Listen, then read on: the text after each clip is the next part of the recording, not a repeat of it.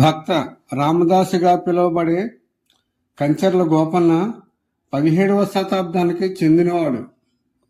గొప్ప రామభక్తుడు, వాగ్గేయకారుడు. తెలుగు సాహిత్యానికి, భక్తి సంకీర్తనలకు రామదాసు చేసిన సేవ విశేషమైనది.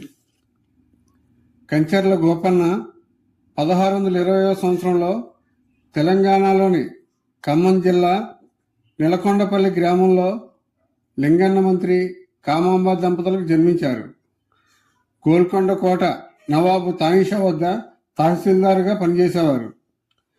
భద్రాచలంలోని శ్రీరాముని విగ్రహాలకు ఆలయం లేకపోవడం చూసి చలించిపోయిన గోపన్న ప్రజల నుండి వసూలు చేసిన సుమారు 6 లక్షల రూపాయలు ప్రభుత్వ పన్ను సొమ్ముతో భద్రాచల రామాలయాన్ని పునరుద్ధరించారు. గోపన్న ప్రభుత్వ సొమ్మును దుర్వినియోగం చేశారన్న ఆరోపణతో తానిషా గోపన్నను గోల్కొండ కోటలో 12 ఏళ్ల పాటు బంధించారు. ఈ సమయంలోనే గోపన్న తన బాధను, భక్తిని కీర్తనాల రూపంలో వెలిబుచ్చారు.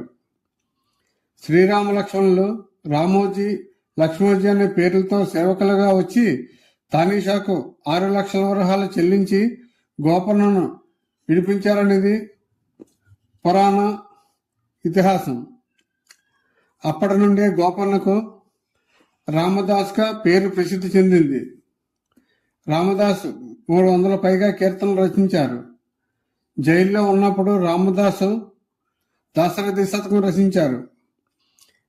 కష్టాల్లో ఉన్నా, సుఖాల్లో ఉన్నా దేవుడిని నమ్ముకోవాలని, తనకు ఎంత కష్టం వచ్చినా రామనామం వీడలేదన్నారు రామదాసు. దేవుడికి కావలసినది ఆడంబరాలు కాదు, నిర్మలమైన భక్తి మాత్రమేనని తెలిపారు. 12 ఏళ్ల జైలు జీవితంలో కూడా కృంగిపోకుండా తన బాధను భక్తిగా మార్చుకొని సహనం పాటించారు. అంతా రామమయం, ఈ జగమంతా రామమయం అంటూ విశ్వమంతా దైవత్వం నిండి ఉందని రామనామం ద్వారా చాటి చెప్పారు రామదాసు.